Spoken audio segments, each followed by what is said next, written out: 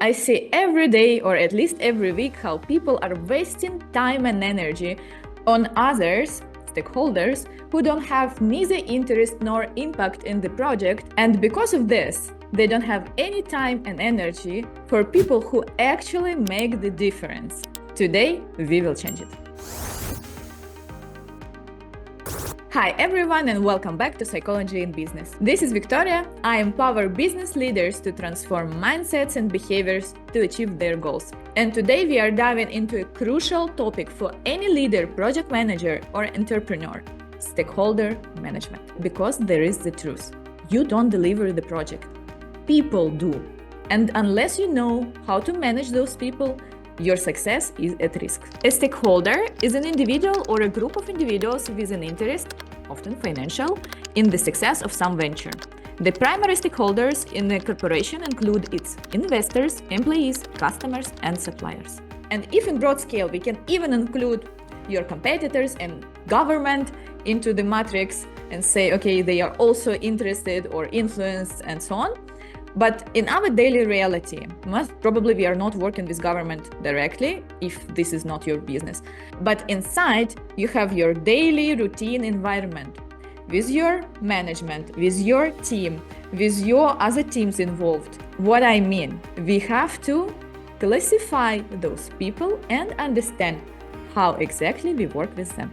Because if we don't make stakeholders management, we don't explain and address their expectations, their vision, we can miss deadlines, we can misunderstand their requirements. So potentially it's a failure. And if we do have good stakeholder management, then we have alignment, trust, support. What we are going to discuss now is power interest matrix. This classic framework helps you map and prioritize your stakeholders based on two questions. How much power or influence do they have over your project? And how much interest or engagement do they show?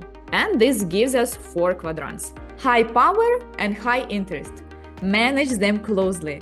These are your key players. They can make or break your project. Examples: your sponsor, your executive leadership, product owner. You have to identify it for yourself. And if you have issues in identification of those people, just let me know. I do it very often with my clients. We create this framework, we write it down, we go through this and identify, prioritize people, and then create the perfect strategy how to work with them in your reality for your project or company. So if you need any help, just contact me by the link in the description. How to work with these people? Of course, it's super important to build good trust and good relationship. And how we do it, we set up regular meetings. It depends, of course, on the type of the stakeholder, but you need regular alignments, synchronizations, and working meetings to discuss and to bring your product forward. And of course, giving and receiving the feedback and decision making.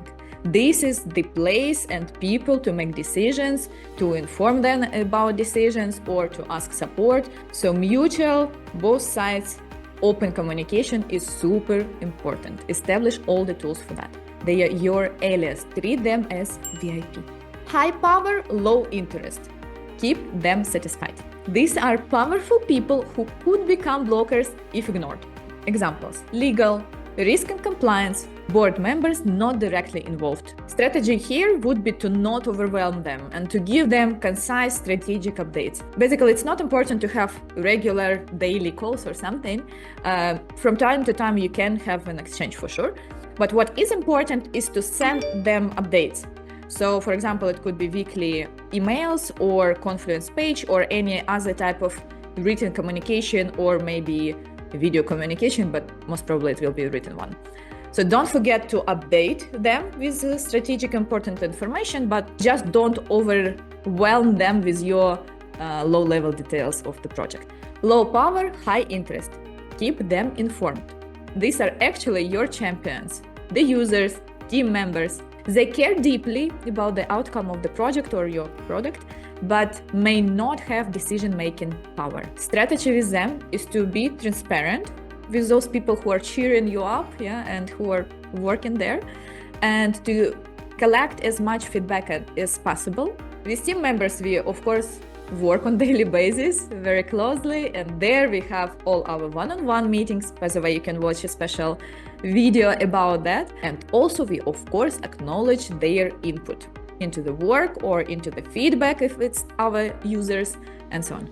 Low power and low interest, just monitor them. These stakeholders we can sum up and call as crowd. It takes so much time that there is no time for actual decision makers, which doesn't make any sense. So here what we have to do is to cut our time and energy which we spend with this type of people. Examples for a big scale companies could be external observers, low impact users, some departments with low impact involvement. This could be also the internal bureaucracy machine of the company or corporation in which you work. It's processes which are draining the energy from you, because they don't care about the outcome. Somehow they are built in a way just to drain your energy and time. So what we have to do is to optimize the time which we spend here to actually free up our capacity for something really important.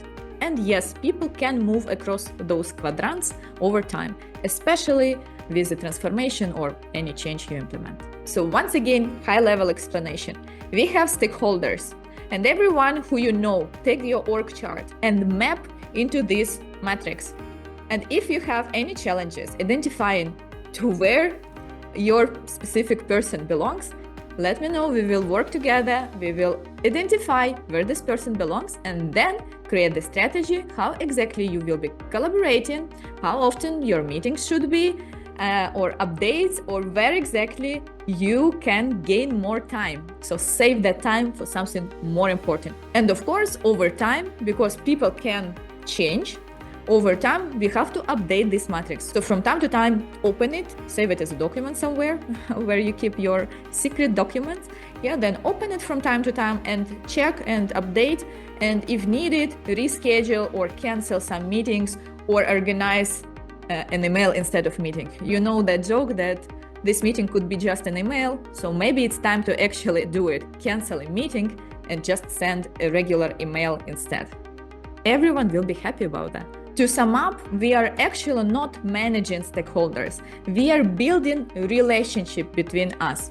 And here we of course need not only logic, not only business experience, but also empathy and emotional intelligence. I have a separate video about emotional intelligence. You can watch it here. Because we all feel when it is sincere and open and person wants to hear you, to understand your opinion, to find the common ground, to be on the same page. And when it is a more plastic, professional, toxic, positive, and not so nice. If you found this video helpful, please put a like, subscribe, and share this video with your colleagues. Stay smart, stay human, and I will see you in the next video on Psychology in Business.